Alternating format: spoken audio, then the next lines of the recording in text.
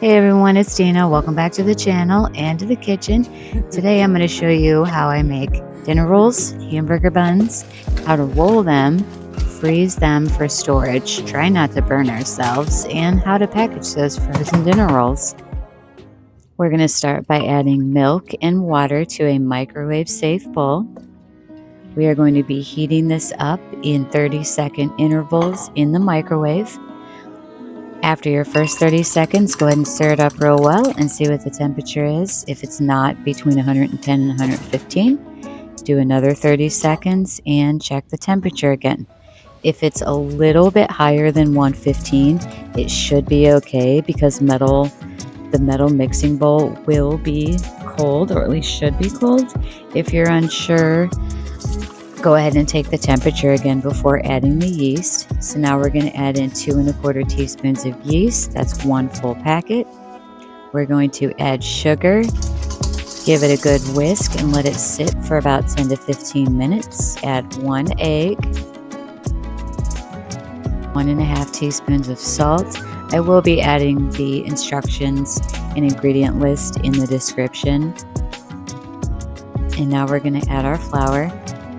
Struggle adding the flour, and then go ahead and put your dough hook on. Start it on level 1 to begin with so we don't have a dust storm in our kitchen. Once everything's combined really well, go ahead and give it a good flip. That little hump under there seems to hide some of that flour. Now if your dough's too sticky, add in 1/2 to 1 tablespoon of flour at a time. And once that's all incorporated, we're going to add 4 tablespoons of butter, 1 tablespoon at a time. I was a little impatient here and just kind of chucked them all in. So now I'm just scraping down the sides and making sure it's all incorporated really well. Once that's incorporated, we're going to add a little bit of oil to a separate bowl. Dump our dough in there. Make sure and flip it over. That way all sides are coated. Cover it with a towel, and I'm going to pop it in my oven. I do have a bread-proof mode. If you don't, go ahead and turn the light on and put it in there. This should take about 1.5 to 2 hours, depending on how warm or cold your house is. So once that is doubled in size, we're going to dump it out onto our counter, kind of fold it in on itself just to get rid of some of the sticky side. But as you'll see here a couple times, the dough's still a tad on the sticky side for me, but we'll get that to it. Get that. Okay, we can get this out. We will get to that part in a second. So what I'm doing here is weighing out my hamburger buns. If you can tell by how many times I take away dough, I cannot eyeball weight to save my life. I did it about 5 times. So each hamburger bun I weighed out at 100 grams. I think next time I might do 115, 125. But right here, when I was talking about the sticky, icky part, the dough should be sticky, but not so sticky that it's literally sticking to your counter. Yeah, way too sticky. So I'm going to go grab some flour and kind of mend the situation. So just sprinkle a little bit on the counter and then lightly dab it. Maybe that wasn't such a tiny little bit. Give it a good roll and do an undertuck. And then... Failing on this video. Yeah, I wasn't going to post it, but you know what? Here we are, watching away, because I don't want anybody to think that everything I make is 100% perfect.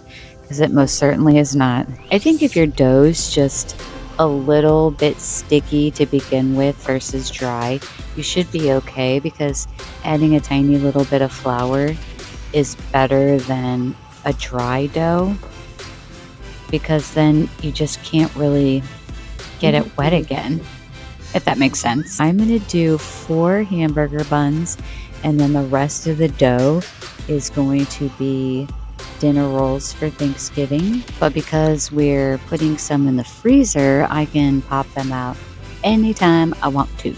So we're going to zoom in here in just a second and show you how I shape the dinner rolls. You keep your pinky flat on your working surface and your thumb flat on your working surface. And you kind of go counterclockwise in a circular motion. Your ball's going to go clockwise in a circular motion, and it's going to put tension on the top of your dough ball, and that's going to like suck it under the bottom of the dough ball, if that makes sense. So my hand's going counterclockwise, but the dough's going clockwise.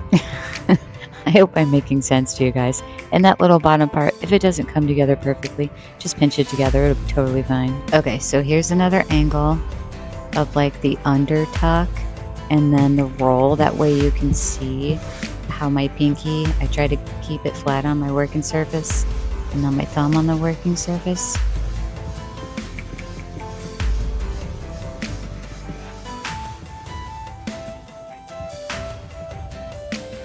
And there we have it.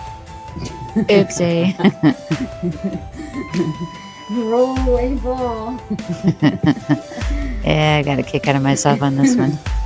Okay, and now by the power of the old interwebs, our hamburger buns are all rolled out. They have risen again. They probably took about 45 minutes. I am just brushing with egg wash here. Normally I do egg wash and milk, but we were having my daughter and I were having a pie baking day and it just slipped my brain. So I guess it depends on how you want the top of your hamburger buns to look. I personally prefer milk with the eggs, but I digress.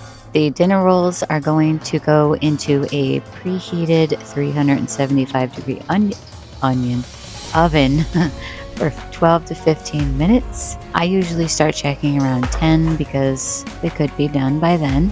Now you see how the tops of these are like splotchy? It is, in my opinion, that is because I didn't add the milk. So definitely if you don't want splotchy buns, add some milk.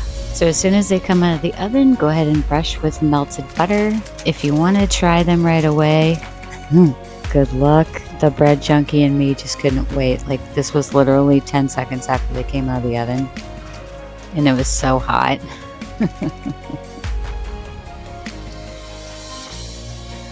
Onto the freezing portion of our dinner rolls. So all I did was leave these in the freezer for 2 to 3 hours, and now I'm popping them in a freezer bag, removing as much air as possible, and popping them in the freezer. When I'm ready to use them, I will put them back on a cookie sheet on a piece of parchment paper with a damp towel over them, or a regular towel if I forget, and letting them come back to room temperature slowly, doubling in size, and then baking them accordingly. So if you guys enjoyed what you saw today, if you liked what you saw today, please consider subscribing, liking, sharing, all the things. And until I see you next time, be kind, eat well, and I'll see you in the next one.